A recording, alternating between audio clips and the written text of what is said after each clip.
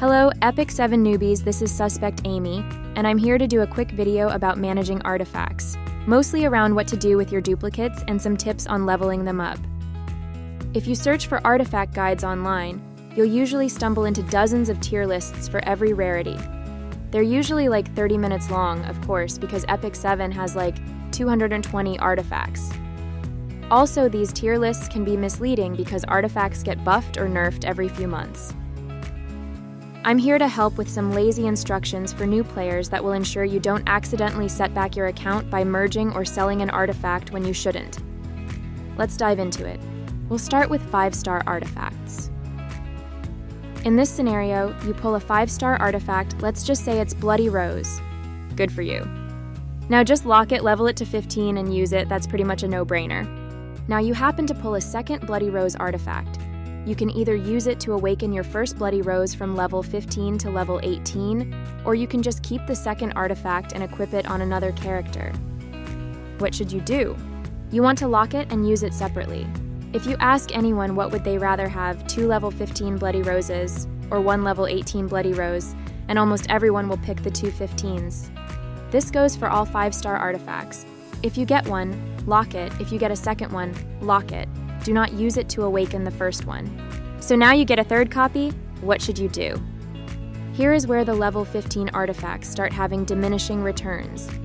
If you ask someone if they'd rather have like 6 level 15 Bloody Roses or a level 30 and a level 15, they would most likely choose the 30-15 set. You probably don't even have 6 characters who can benefit from Bloody Rose. So after you lock 2 5-star artifacts, you want to start using any additional duplicates to finish awakening the first one.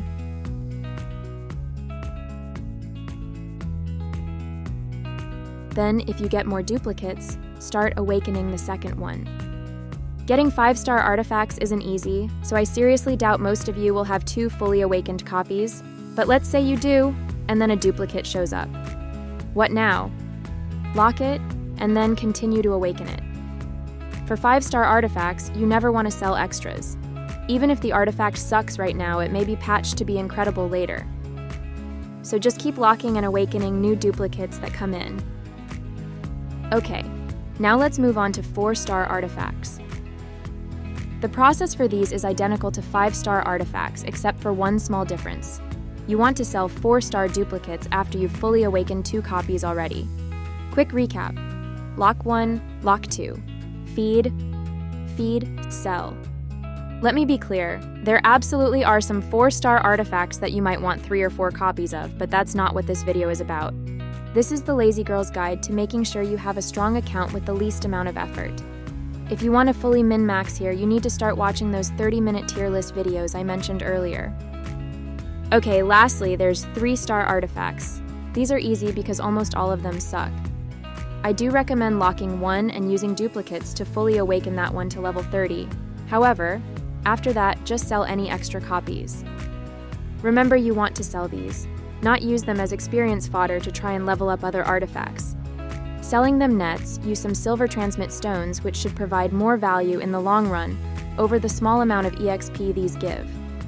As I mentioned before, there are some 3-star artifacts worth having a few copies of if you really want to min-max, but you'll need to go watch tier list videos if you care that much. Let's see this in action. I just finished some summons, and if I tap on a range, I can quickly see what new artifacts I got that aren't locked. There's a 5-star artifact last tea time, and a 4-star adamant shield plus a bunch of junk.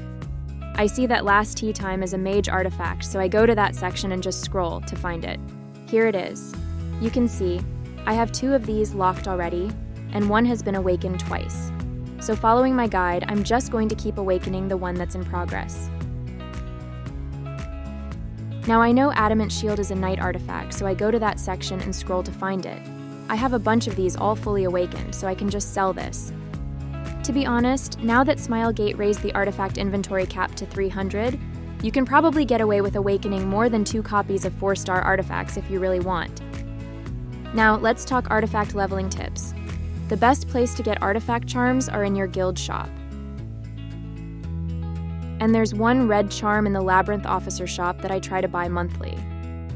One great tip for getting all of your artifacts to level 6 for essentially 0 cost is by using friendship summons.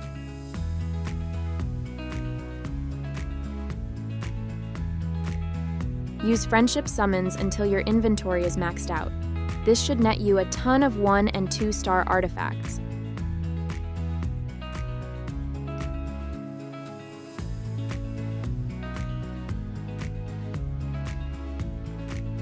Then find any of your locked artifacts that are below level 6, and just feed these low-star artifacts into them.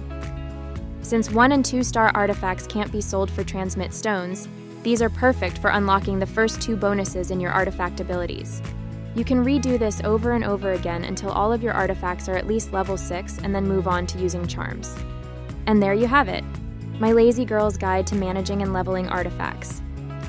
As usual, let me know if my tips are off base on anything.